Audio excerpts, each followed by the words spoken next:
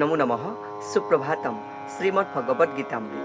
আজি শ্ৰীমদ্ ভগবদ গীতাৰ ক্ষেত্ৰজ্ঞ বিভাগ যোগ নামৰ ত্ৰয়োদশ অধ্যায়ৰ ষড্বিংশতি সংখ্যক শ্লোক। এই বিশিষ্ট শ্লোকভাগী হৈছে এনেধৰণৰ: অন্যে ত্বেবমজানন্তঃ শ্ৰুত্বান্যেভ্যঃ উপাসতে তেপি সাতিতৰণ্যেব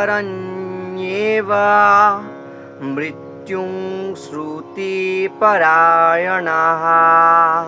এই বিশিষ্ট শ্লোকভাগীৰ অসমীয়া অৰ্থ হৈছে এনেধৰণৰ: আকৌ আন এনে লোকসকল আছে যিসকলে আধ্যাত্মিক জ্ঞানেৰে জ্ঞানী নহয়, কিন্তু আনৰ পৰা তেওঁৰ বিষয়ে শুনিয়েই পৰম পুৰুষৰ উপাসনা কৰিবলৈ আৰম্ভ কৰে।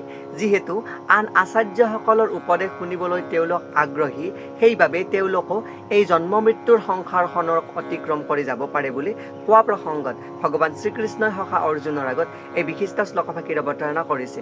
শ্লোকভাগীৰ প্ৰসংগাৰ্থত পূৰ্বৱৰ্তী শ্লোকৰ প্ৰসংগক্ৰমে এই বিশিষ্ট শ্লোকভাগী অৱতাৰণা কৰিছে, কিয়নো যি সাংখ্য কৰ্ম আৰু জ্ঞানযোগ, সেই জ্ঞানযোগৰ সাধনাৰ ফলত যদি কোনোবাই পৰম পুৰুষ পৰম আৰাধ্যগৰাকীক উপাসনা কৰিবলৈ সমৰ্থ হয়, তেওঁ এই সংসাৰত আহি দুখ ভোগ কৰিবলগীয়া নহয় বুলি কৈছে। আৰু যিয়ে সেই সাংখ্যযোগ কৰ্মযোগ আৰু জ্ঞানৰ অনুশীলন কৰিব নোৱাৰে, যদিও আধ্যাত্মিক গুৰুৰ অনুসৰণ কৰি আনৰ পৰা যদি সেই জ্ঞান উপলব্ধি কৰিব পাৰে বা শুনিবলৈ আগ্ৰহী হয়, তেওঁ এই জন্ম মৃত্যুৰ সংসাৰখনক অতিক্ৰম কৰিব পাৰে বুলি উপস্থাপন কৰিছে। এয়াই উক্ত বিশিষ্ট শ্লোকভাগীৰ সৰল গুৰাৰ্থ। ধন্যবাদ।